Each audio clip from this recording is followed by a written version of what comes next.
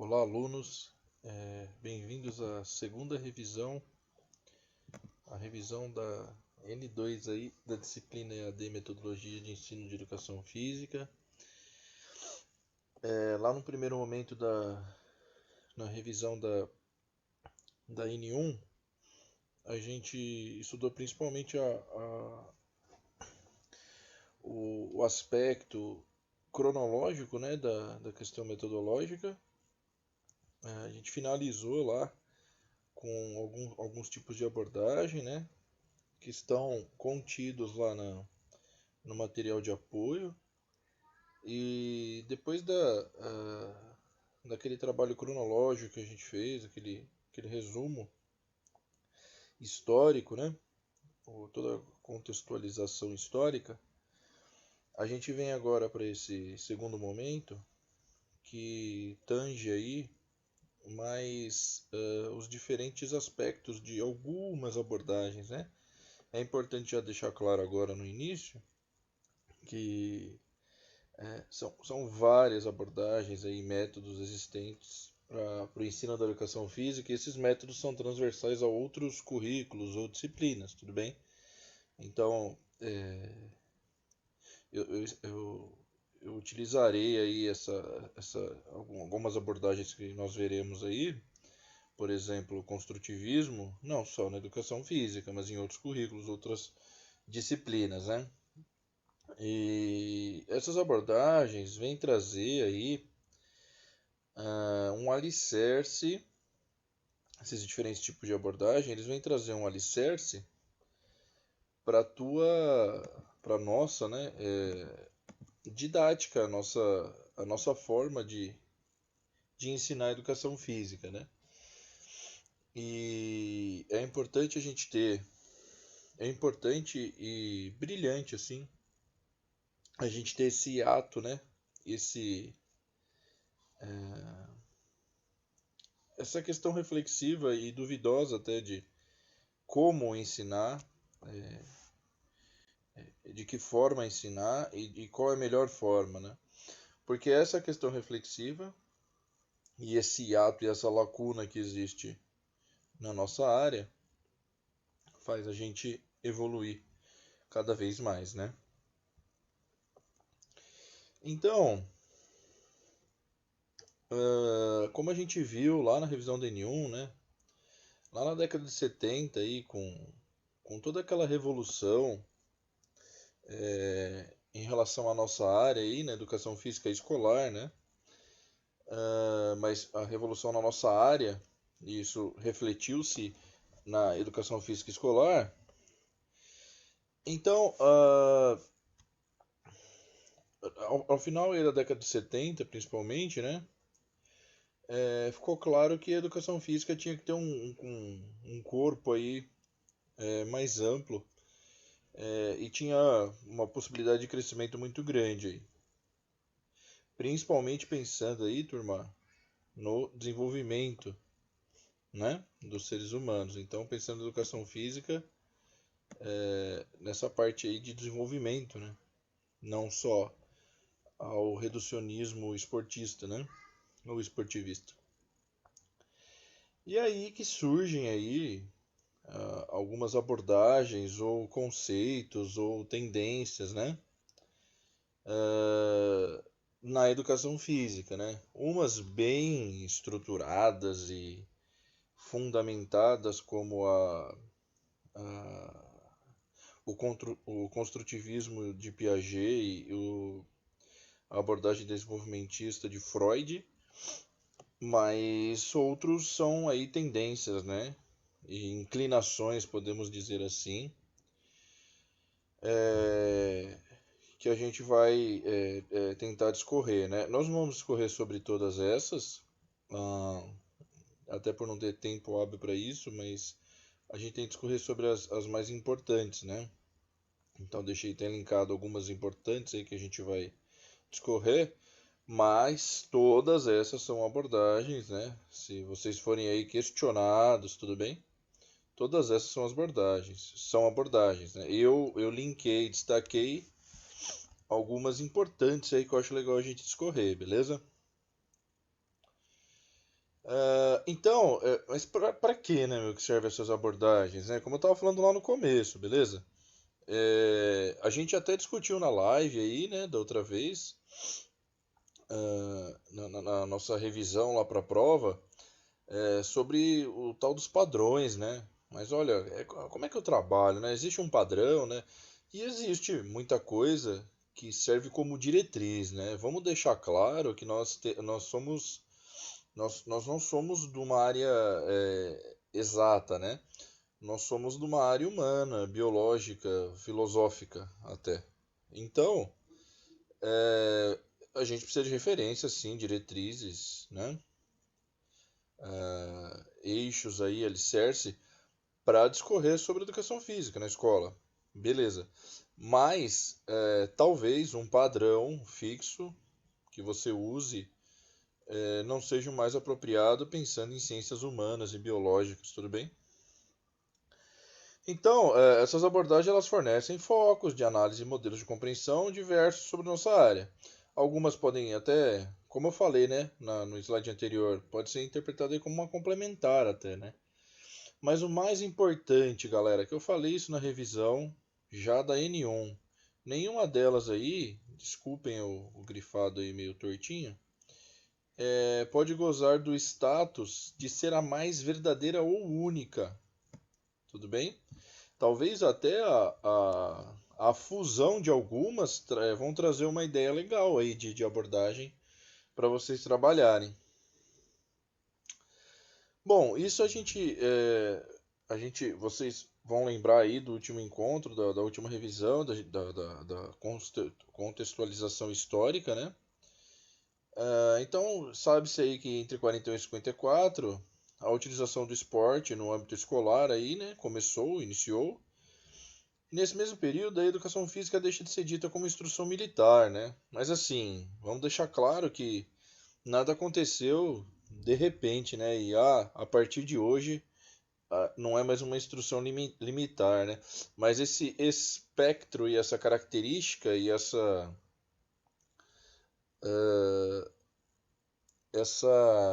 tendência, essa ótica militar continuou dentro da educação física ainda, né?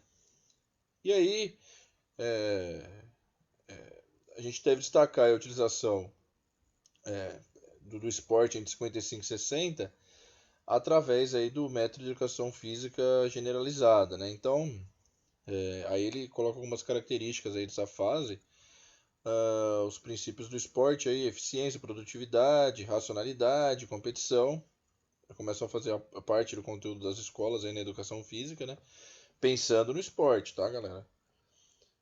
As atividades aí vão passar a ser pautadas nas técnicas e capacidades físicas que cada modalidade esportiva exige, então eu já tenho um planejamento de acordo com a modalidade que eu estou trabalhando. E a criação aí dos jogos escolares, né, na década de 60, confirma a tal da esportivização da educação física no Brasil, né? E essa utilização da educação física esportista no ensino superior, a gente até falou sobre isso, né, na cronologia. Então tem uma citação aí que é importante vocês saberem também para N2, desse livro Educação Física no Brasil, História que não se conta, né? Então relata lá que a gente viu bem isso na revisão do N1. Na década de 60, por meio de um decreto, a educação física foi aí colocada no ensino superior, sendo utilizada como forma de manipulação dos estudantes. Então o objetivo era, tá lá, ó, desmotivar alunos a realizar qualquer tipo de protesto contra o governo, né? Então a gente estava ali pré-ditadura ali, né? Já na década de 60, 64 o golpe. Então, entre pré-ditadura e início da ditadura, né? Militar. Então o governo já tomava estratégias por intermédio da educação física como ferramenta nociva aí, né? Vamos dizer assim, porque uma ferramenta pró ditadura militar, vamos dizer assim, na época, né? Podemos pensar dessa forma. Por isso o governo coloca essa obrigatoriedade da educação física no ensino superior, beleza? E Bom, a utilização aí dos esportes, né, na educação física comprometida, integrada com a proposta pedagógica, é possível, né? Mas, assim, o que traz essa ideia aqui, né, desse slide? Assim, o modelo esportivista então é ruim, né? Então, como a gente estava falando no começo, né? Peraí, vamos pensar. Vamos pensar nos modelos e tentar melhorar esses modelos e fazer fusão aí com outros, né? Então, olha, a utilização de esporte é legal, beleza, mas atendendo a alguns princípios.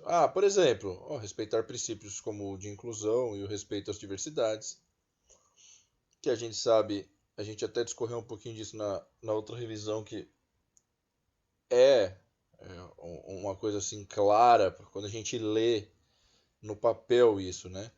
Mas isso na prática, no contexto prático, isso é bem dinâmico e confuso e difícil de ser aplicado, né? Essa questão aí, pensando em 40 alunos com diferentes individualidades, né? Ou então utilizar aí diferentes estratégias, né? Didáticas.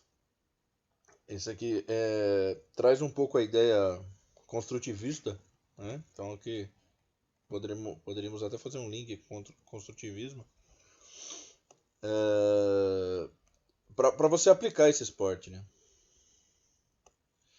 Aspectos conceituais, procedimentais, atitudinais devem ser modificados aí para quebrar paradigmas, né, da utilização do esporte pela educação física, né? Então, nada mais né?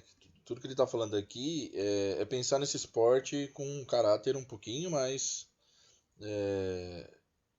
pensando nessa questão de desenvolvimento global, vamos dizer assim. Acho que aqui encaixa bem a gente falar de desenvolvimento global, né? O esporte não, ser uma ferramenta para o desenvolvimento global. E desenvolvimento global aí você vai colocando aí, né? Os eixos lá sociais, afetivos, cognitivos, transversais aí com outras disciplinas, né?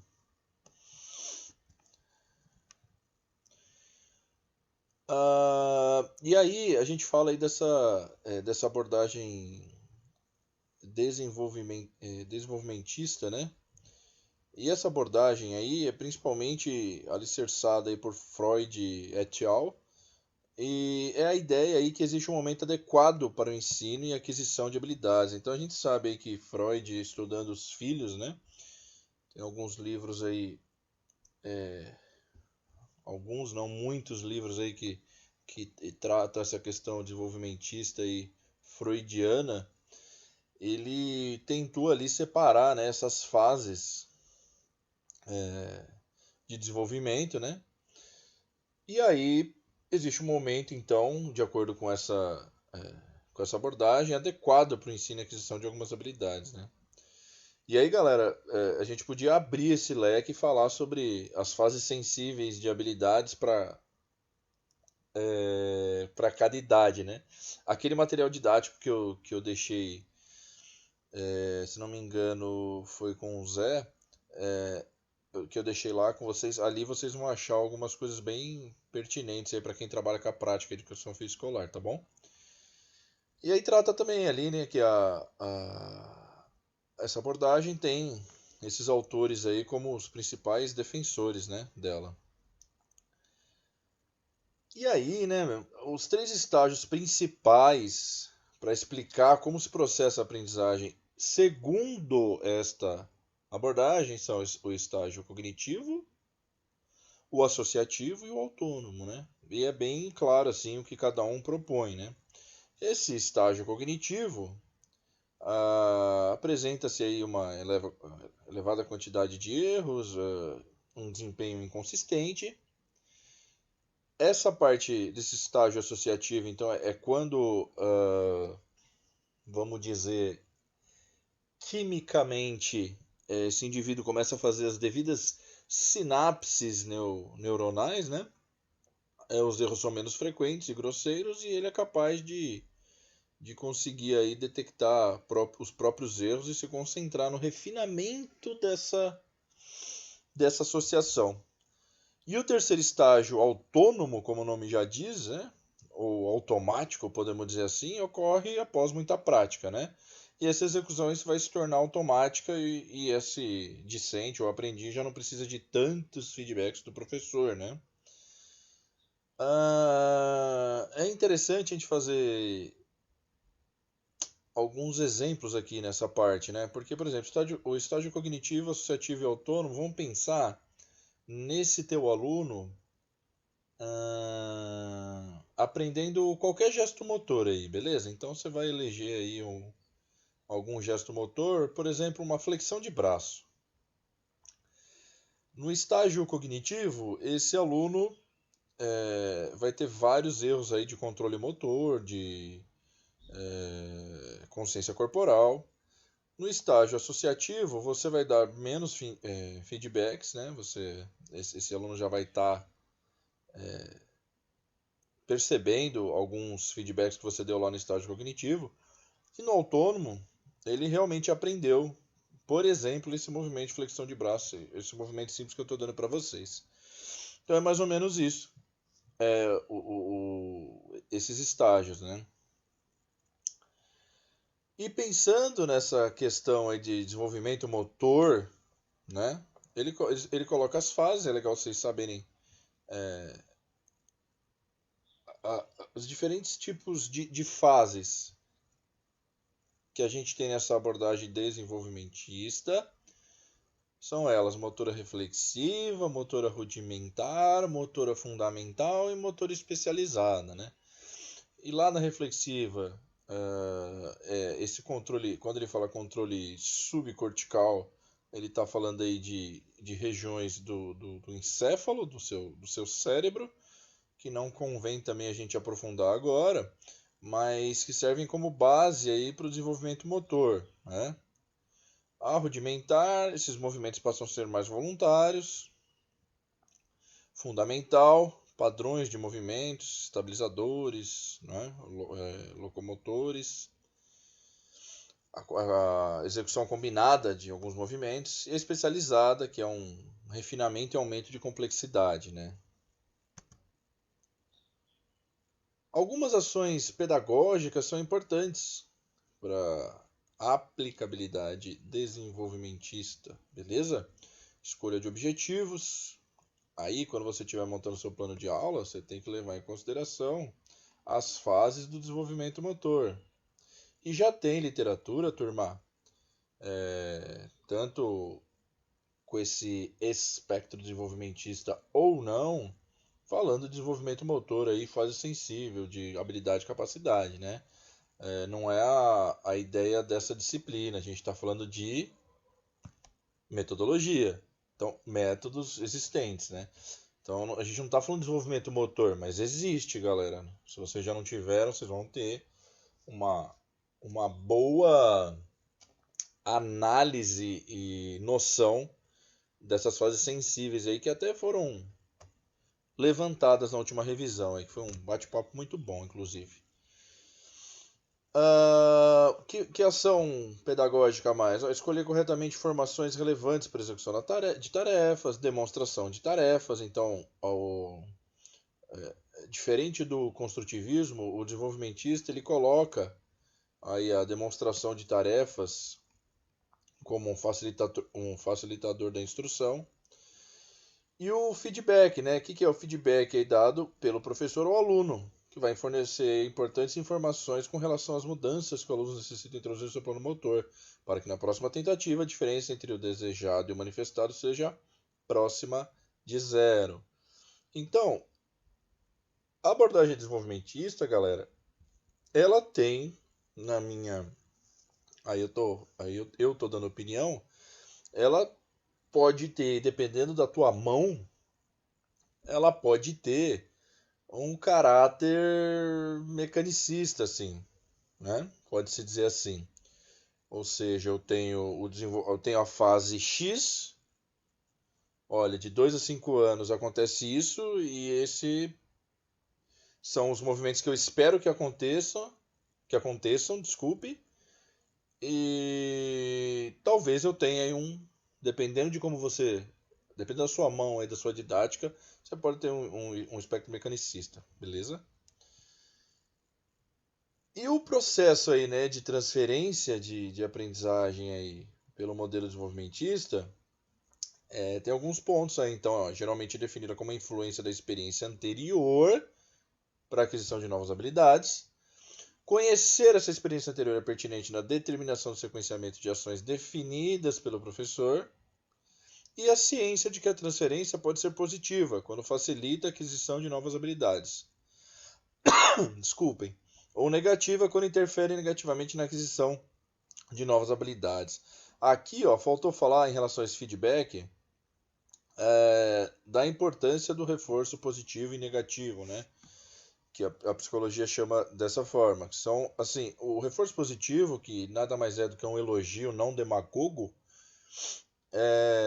faz uma baita diferença aí para o meu discente, né? E esse reforço positivo pode aí facilitar um pouco a aprendizagem, aí pensando em alguns autores aí que ligam demais a questão afetiva ao aprendizado, né? A abordagem de saúde renovada, que não tem muita aí, coisa para falar, porque ela é bem simples, apesar de complexa, vamos dizer assim, e daí seria um bom exemplo de diferenciar complicado de complexo, tudo bem? Ela é simples, mas ela é complexa, né?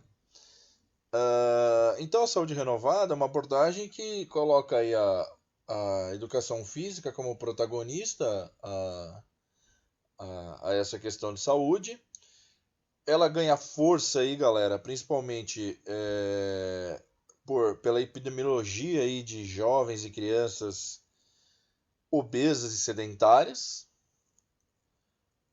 Porém, tem pouca adoção aí de docentes, né, da educação física. E tem um problema aí desse reducionismo aí, desse conceito de saúde, tá ligado somente à educação física, né? A gente sabe que tem outros aspectos importantes, como a saúde pública, né? E a importância da saúde pública, por exemplo, desculpe, na manutenção da saúde desse meu aluno. E destaca-se também a importância de projetos docentes nessa área, né? Nessa área de saúde aí, na educação física escolar. Aí, galera, uma das abordagens aí bem importantes que vocês vão, para quem vai trabalhar com escola, vai ouvir falar bastante, é a abordagem construtivista, principalmente, dentre outros autores, fundamentados por Jean Piaget, né? Vocês devem conhecer esse autor, muito importante na educação, um monstro, digamos assim, na educação. E essa abordagem é muito legal.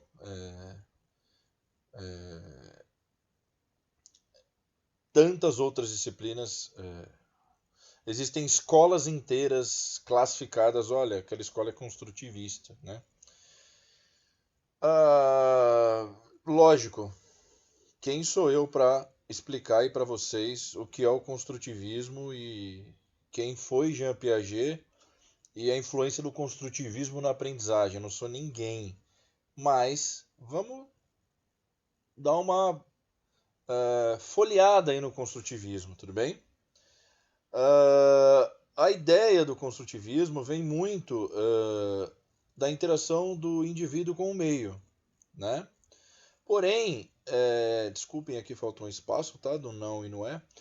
Porém, não é colocado, não é evidenciado que o homem é um ser passivo do estímulo ambiental, do estímulo externo. Então, ele interage melhor esses processos e faz essa aprendizagem através dessa interação com o ambiente. Então, mais ou menos assim, estímulos externos homogêneos terão respostas internas heterogêneas. Tudo bem?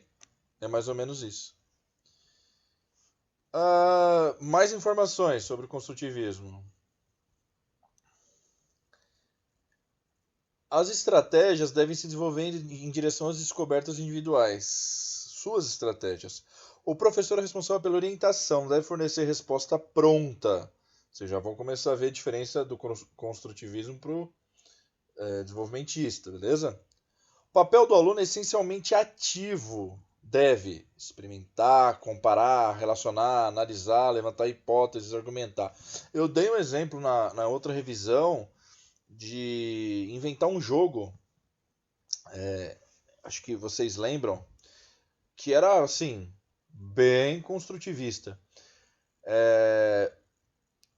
Um jogo, então, que eu comentei lá na outra aula, que você colocasse na sala de aula e esse jogo já ia ter alguns problemas. Ele é de cara que você sabe, você saberia ali que na prática teria alguns problemas, né?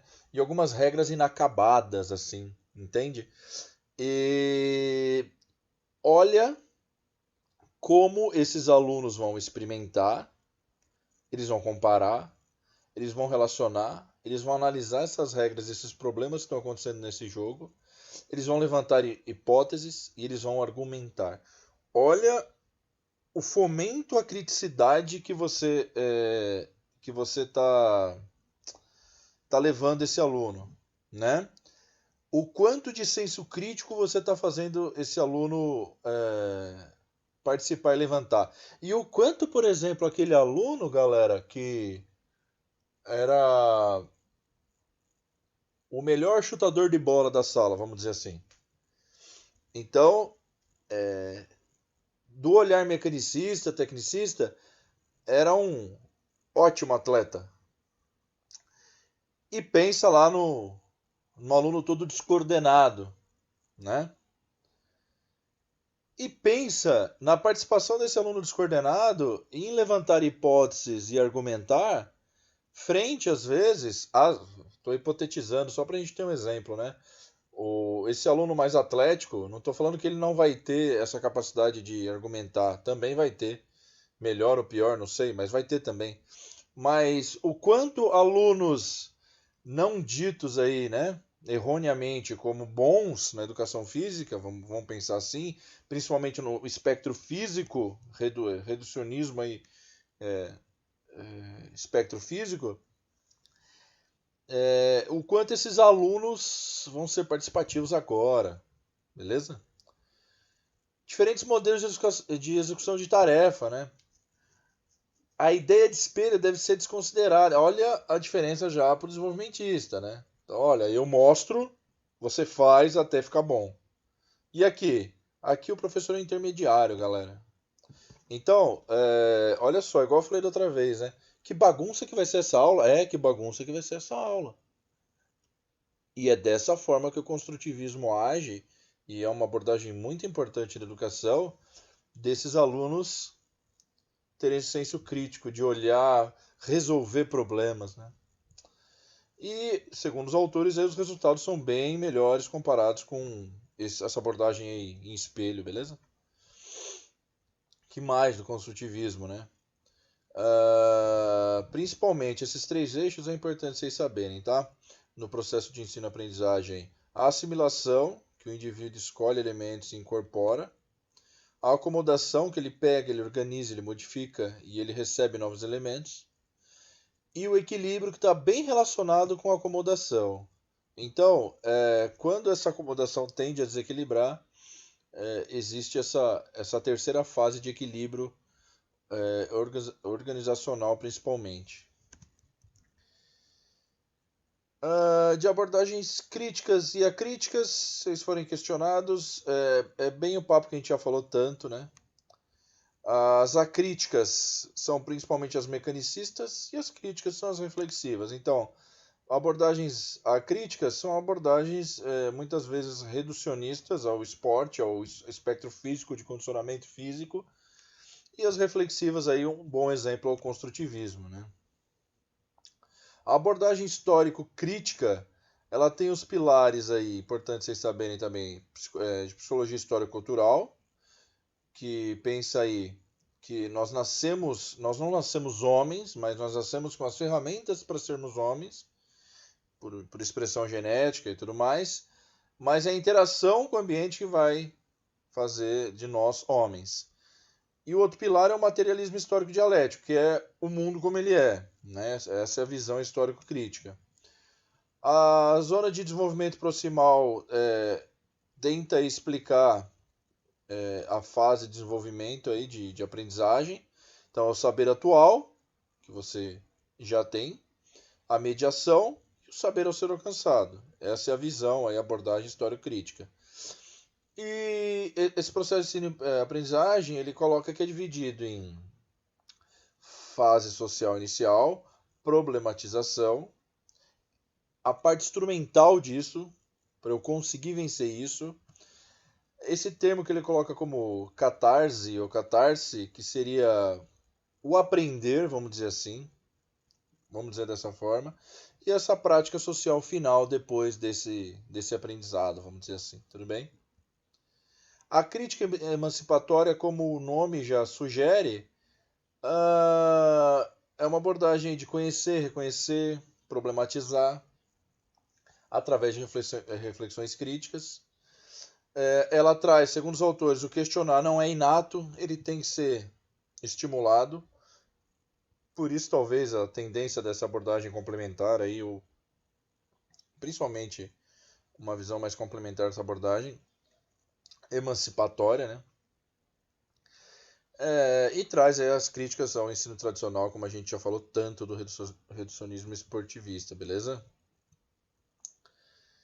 E a antropológica, né, turma, que vocês forem questionados sobre a abordagem antropológica, ela permite um olhar aí, geral sobre o ser humano e sobre as condições culturais nas quais ocorre a educação. Então, é uma frase simples, mas que envolve muita coisa, né? A abordagem antropológica, a gente vai ter diferentes aspectos em diferentes lugares do Brasil, por exemplo, a serem vistos, né? Quando eu falei lá e ao redor do mundo também, né?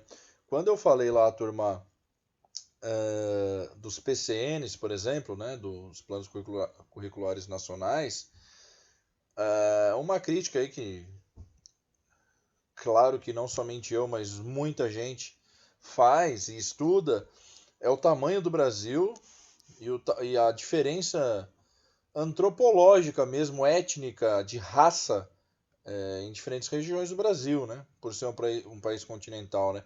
Se fosse um país mais fechado, um país mais compacto, né?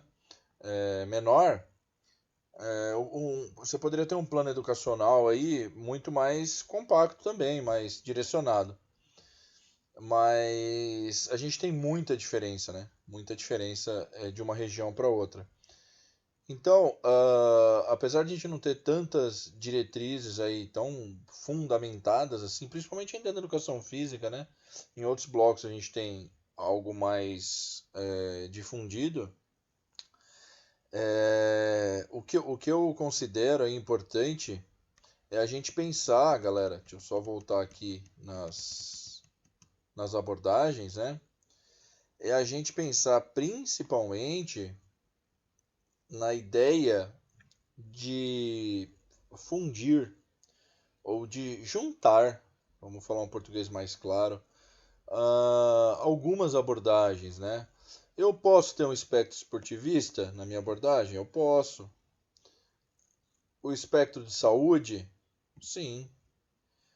A questão desenvolvimentista?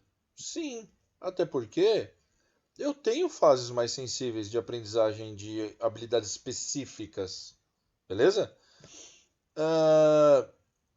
Construtivista, interacionista, né? Um sinônimo? Sim. Crítica emancipatória, que eu posso dizer que é complementar ao. Sim. Antropológica, que eu acabei de falar? Sim. Jogos cooperativos, que vocês devem ter visto ou vão ver? Sim. Mas só nos jogos cooperativos eu tenho a saída de metodologia de ensino de educação física escolar? Parece que não, né?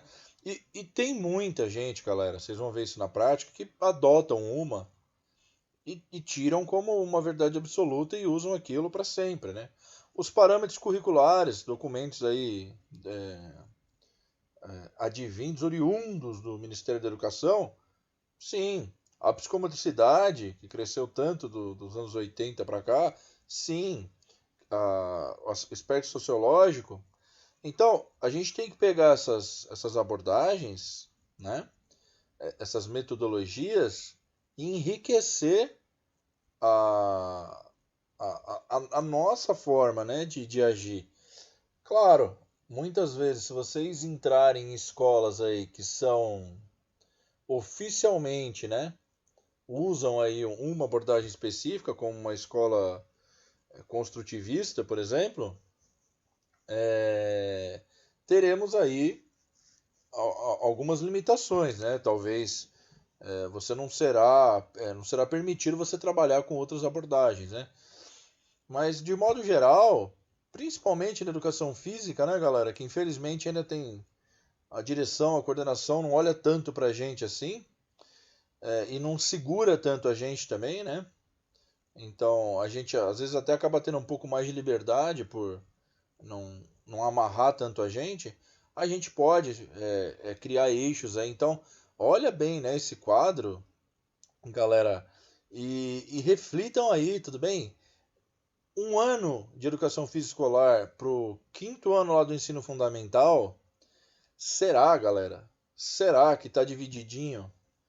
É, todos esses aspectos aqui durante um ano letivo lá com o professor de educação física, né? Ou será que ele colocou lá primeiro bimestre, basquete, segundo bimestre, futebol, terceiro, vôlei, quarto, handebol, né? Então, acho que essa é a principal diferença, né? Cada vez mais eu vejo escolas que falam que investem no esporte fazendo escolinha de modalidades específicas, né? O esporte é importante, e aí mas eu não queria ver isso, sabe? Eu queria ver essas escolas fazendo esportes pensando em desenvolvimento global, né? De uma outra forma, com outro caráter, né? A competição, a vida da gente é uma competição, né? Claro, eu sei. Regras, tudo bem. Mas você pode criar alternativas de esportes aí mais inclusivas, né? E mais que fomentem um desenvolvimento mais global, vamos dizer assim, né? Para esses alunos, né? Porque a escolinha de futebol, a escolinha de voleibol, ela vai pegar. Na escolinha de futebol, vai pegar um menino que já joga bem e vai treinar lá mais vezes na semana. A escolinha de voleibol vai pegar um indivíduo que é mais alto lá e colocar para jogar o voleibol. Ela vai excluir indivíduos a partir de um aspecto físico. E não é isso que a educação física tem que fazer, né? É esse que é o reducionismo esportista ou físico. Fomentar o esporte na escola talvez seja de uma forma diferente aí do que existe hoje, né? Sei lá também se eu estou me arriscando a entrar nesse campo que não é meu, né? Pisar nesse terreno que não é meu, mas talvez a gente tenha que ter um olhar diferente, porque o esporte em si, galera, ele já está lá na televisão. Se o menino joga bem o futebol, ele vai jogar durante o dia, ele deve ir numa escolinha, ele deve participar de alguma coisa. Agora, dentro da escola, você tem que pensar em atividades um pouco mais inclusivas, né? Um pouco menos seletivas, aí, principalmente do aspecto físico, né? Quanto que aquele menino que entende um monte de história e não sabe dar um chute na bola, pode te agregar a criar um jogo, né? Junto com outros alunos e essa interação. Então, é esse aspecto que a educação física escolar tem que é, tem que seguir, eu acho, né? E essas abordagens, elas não são solução, elas são orientações, né? Para a gente aí conseguir seguir é, na aplicação da educação física. E é importante também a gente saber, né, galera, que tudo isso não é uma verdade absoluta, né? Tudo isso está mudando, vai mudar agora e vai mudar no futuro. E a gente tem que acompanhar. Então, quem é da área da educação física escolar, depois aí da graduação, tem que tem que investir em congressos, em cursos, em diferentes metodologias para você abrir, né? Abrir o seu leque de opções para essa questão heterogênea também do Brasil, dessa variedade aí biológica que a gente tem, né? Social, né? Que a gente tem. E tentar usar a educação física para esse desenvolvimento global, né? Que tanto falamos. Tudo bem? Então, turma, muito obrigado, né, por ter assistido a aula até aqui. E temos a live de dúvidas. Qualquer problema ou dúvida também estou à disposição no fórum. Mais uma vez, obrigado por acompanhar até aqui. Um forte abraço.